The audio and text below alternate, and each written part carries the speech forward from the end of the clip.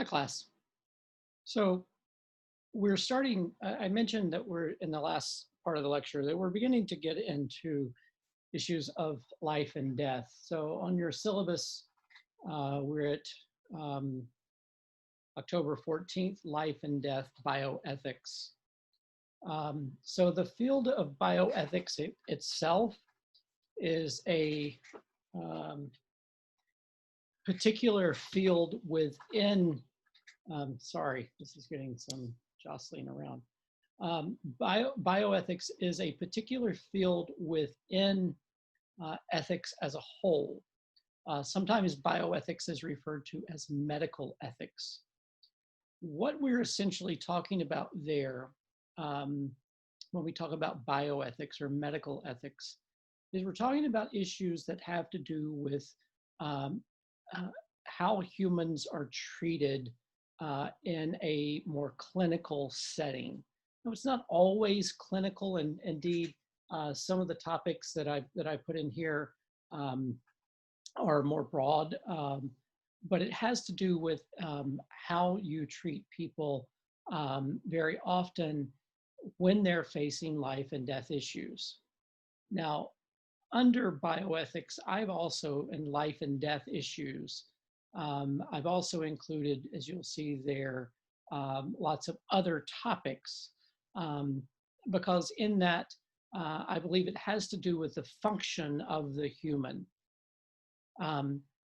So as we talk about bioethics or medical ethics, again, as a particular field, maybe it would be helpful for us to define what it is to be human.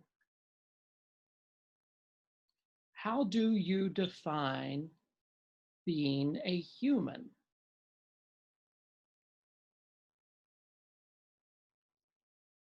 So,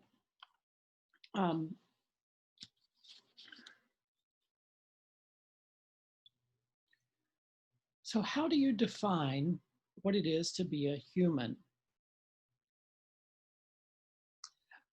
In that, I think there are probably, there are generally four areas that fit within the domain of being a human. One is biological functioning. So it is the ability of the heart and lungs, the circulatory system, the respiratory system, to function on their own.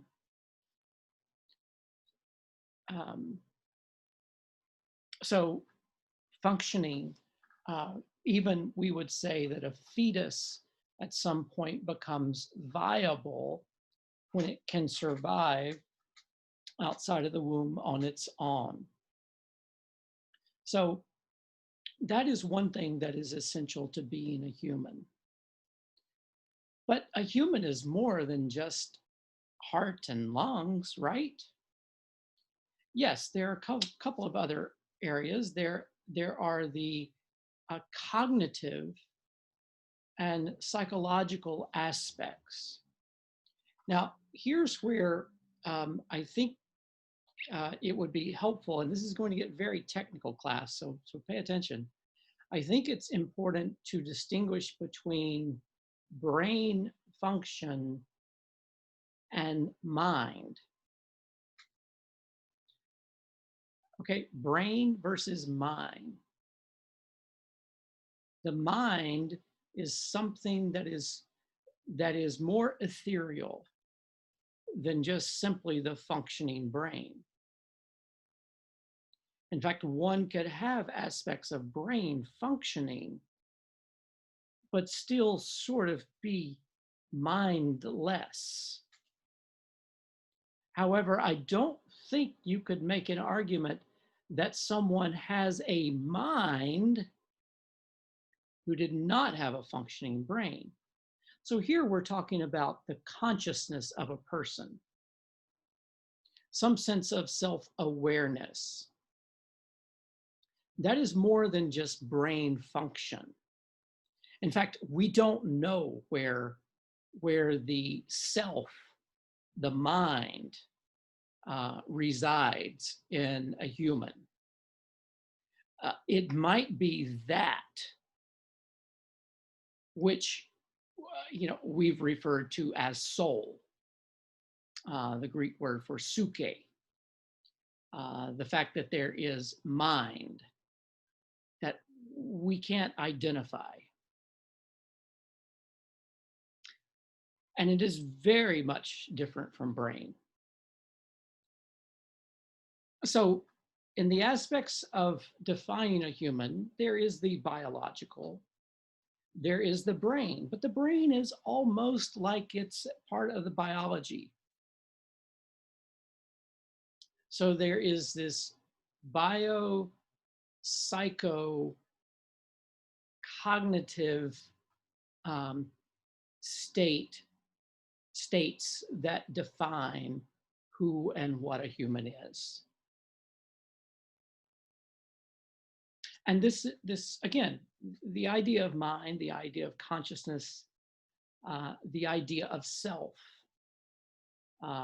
is very elusive. So when we're talking about defining a human, it is just so much more than just the biological function. We're talking about something so much greater than just whether or not the body works. Now, with that in mind, see, I even use the term, take it for granted. With that in mind, I'd like to compare and contrast two stories. And I'm going to give you information about both of these. You're going to have videos and other stuff about these. But here's two stories. The first one begins in 1973 with a guy in his mid-20s, young, healthy, virile, strong. He's a military guy. He's aspiring to be a commercial airline pilot. Just everything says, this guy is going to be able to achieve pretty much anything he wants in his life. Smart.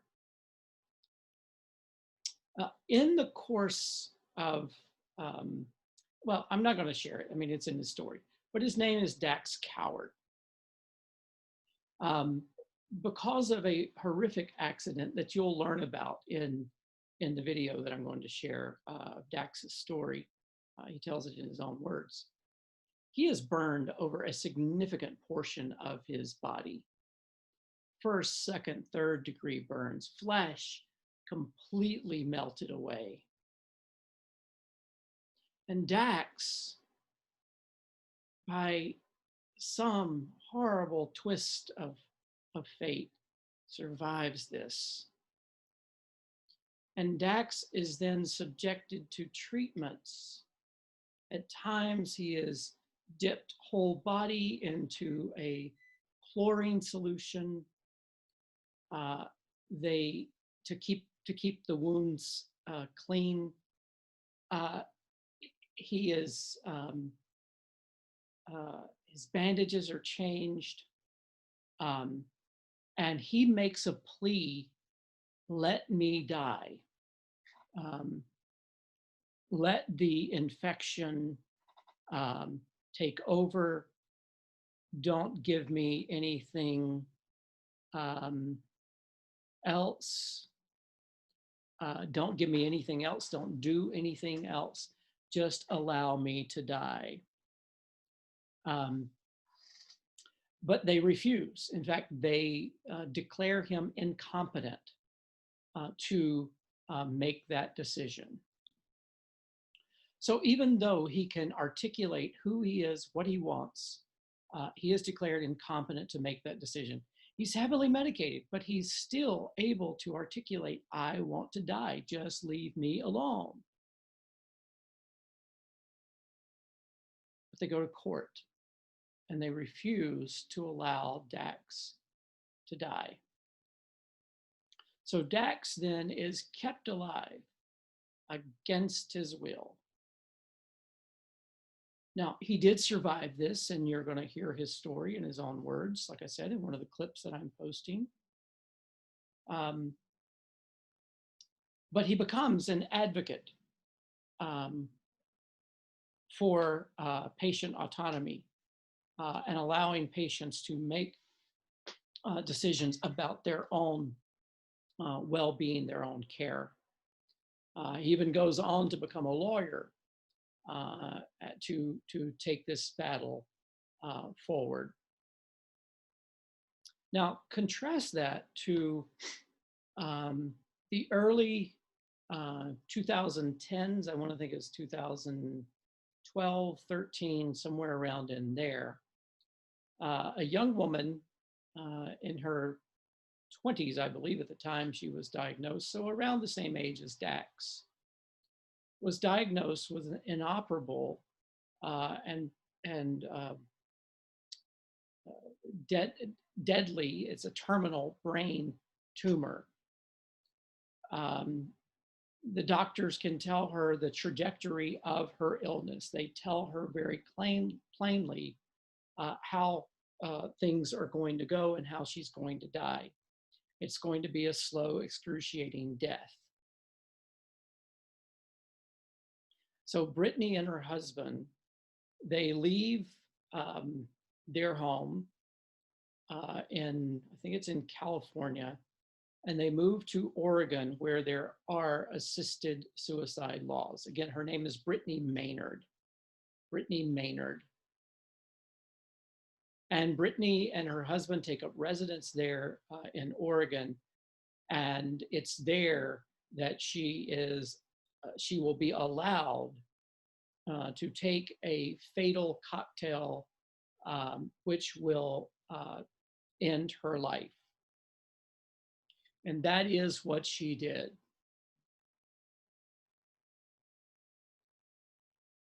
So she is able then to die on her own terms. And she makes a recording about this. But there are many people who strongly oppose Brittany being allowed to make this decision for her own, to end her own life. So when you contrast these two, you begin to put the question of whether or not one should have autonomy. Now, autonomy is just the way of defining or saying the right to self-govern. That is your individual self. You are able to make decisions for yourself. Auto, it comes from two Greek words, auto meaning self, nomos means law, autonomous, autonomous means a law of the self or a law unto oneself. So autonomy just means the ability to govern yourself. And so here we have two examples of autonomy, or in one, a lack of autonomy. Dax was not granted autonomy. In fact, his autonomy was taken away. We sometimes will refer to that as paternalism. Paternalism, as in parent. When the medical establishment or the doctor steps in to make decisions on your behalf without regard for what you want, that is the institution or the doctor acting in a paternalistic way. So even though you're completely an adult and legally you would have all the rights to make those decisions, the doctor or the institution acts as though you are a child. So when someone acts paternalistic toward you and you submit to that authority as a paternalistic agent, you are infantilizing yourself, or they are infantilizing you. Now be careful here, I'm not saying infanticide. That's completely different. Infantilizing you. They're making you like an infant. An infant here doesn't necessarily mean baby. It just means somebody not of majority age to make those decisions. So paternalism results in infantilizing, infantilism, I guess, infantilizing, yeah. And so Dax was infantilized because of the paternalistic actions of his doctors in the hospital. And the courts, because the courts agreed with that. Whereas Brittany Maynard was able to exercise her autonomy, her right to rule and govern her own life. And in doing so, she was able to chart her own destiny, make her own decisions. And so these are some key terms then that you might see again. Infantilize, paternalism, autonomy. But then there are a couple of others that we should define as well. And one of those is euthanasia. Euthanasia. Euthanasia also comes from a couple of Greek words. The EU in euthanasia means good. I think I told you already, anytime you see EU at the beginning of a word, it very often means good. So eugenics, eulogy, eulogy meaning good words, eugenics means good genes. So euthanasia, EU comes from the Greek meaning good. The thanasia comes from the Greek thanatos, meaning death. So euthanasia simply means good death. It doesn't mean anything other than that. Euthanasia simply means good death. And there are various ways that we can define what a good death means.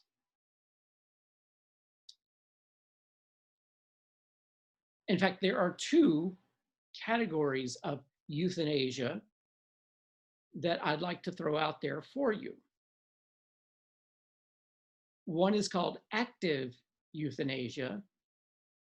The other is called passive euthanasia.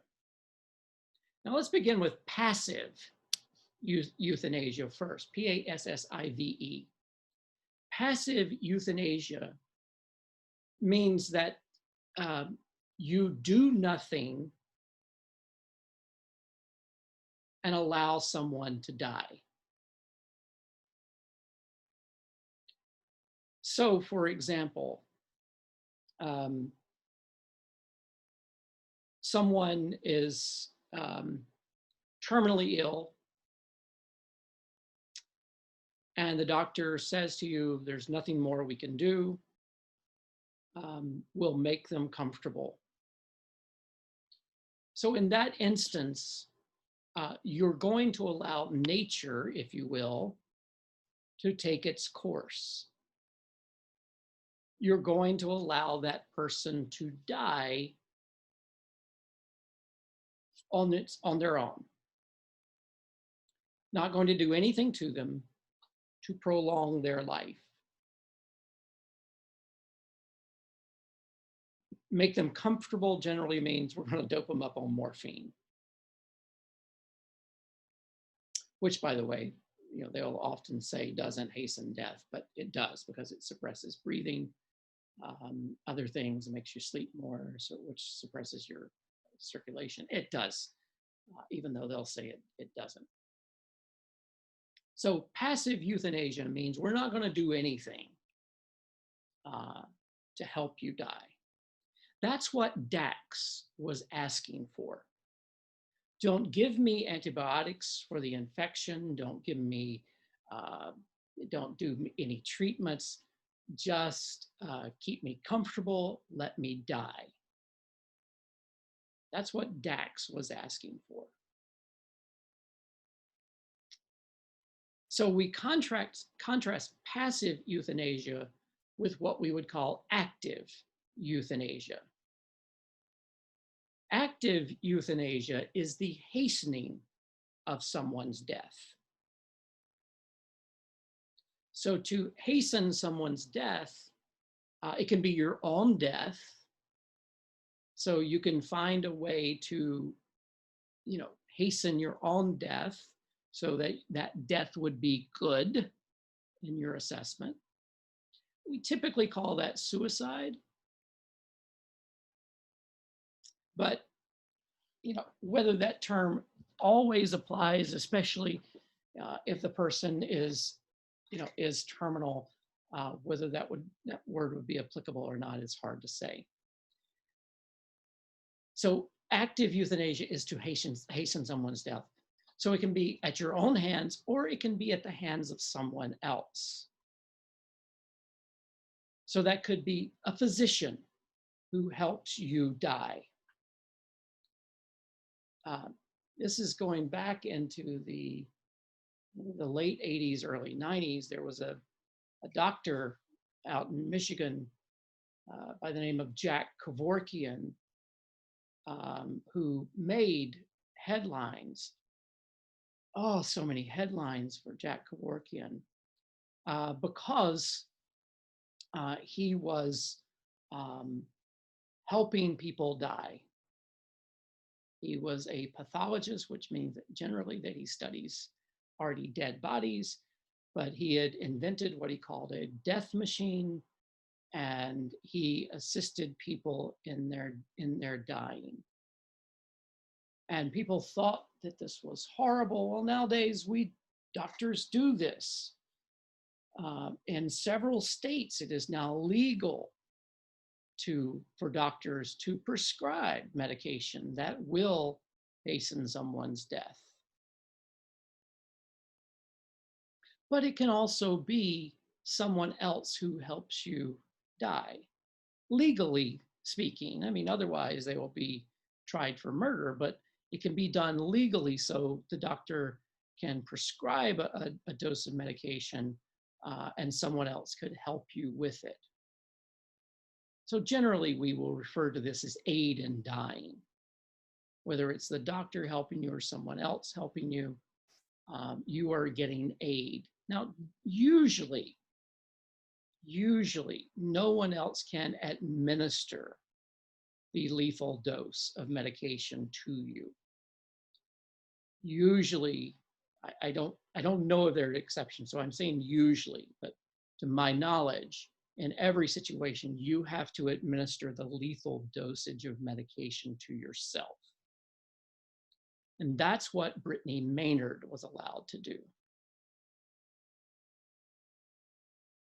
Brittany Maynard was allowed to take a dose of medication to hasten her own death. Now, there's two other ways that I want us to look at this as well. So we've looked at active and passive euthanasia. We've talked about the autonomy, but there's one other thing I would like us to think about. We defined what a human is, and that's the concept of suffering. Suffering.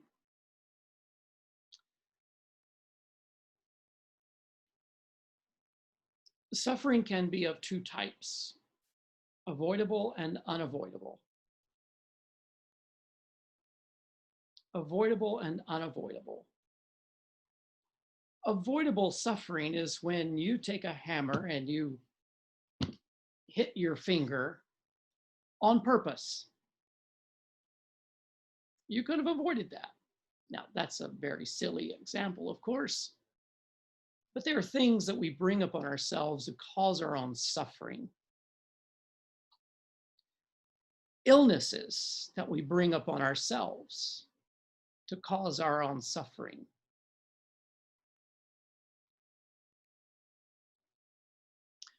Versus unavoidable suffering. Things that you had no control over. You're diagnosed with cancer. You didn't ask for that. It just happened. The cancer, you catch it too late. So the other thing that you would contrast here with avoidable and unavoidable suffering is that some diseases can be treated. Diabetes can be treated. High blood pressure can be treated. Some forms of cancer can be treated. They are avoidable. That suffering is avoidable. Even though you might have to endure the treatment, it is avoidable. But what about when there's nothing that can be done? You've reached the point of unavoidable suffering.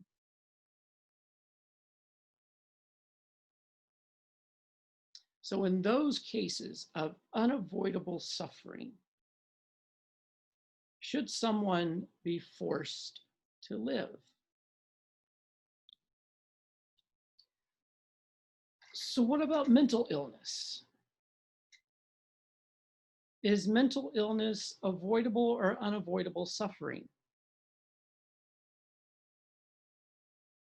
If we allow the person with terminal cancer to hasten their own death,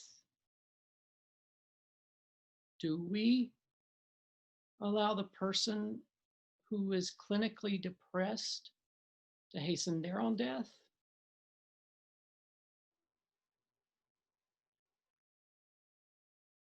Where do we draw the line? Where do we say, no, you can't die? Where do we say you can die? Who makes that decision? At what age should someone be allowed to, at 18? I've got cancer, I'm 18 years old, I want to die. Well, we can treat your cancer, it's okay, it's leukemia, we've done this. Nope, I don't want it, I don't want it, let me die. Really? Should that 18-year-old be allowed to make that decision?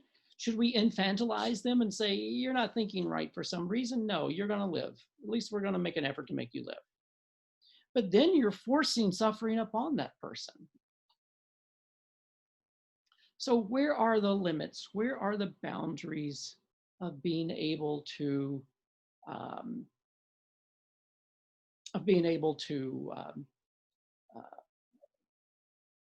treat unavoidable suffering? What is unavoidable suffering? And what do we do with mental illness? All right, guys, this is going to be it for this week. You've got a lot to deal with, a lot to think about. Don't forget your third reflection paper is due today. I believe you're halfway done with your reflection papers. And I think everything that you've given me has been graded. So, so guys, thanks so much, and take care.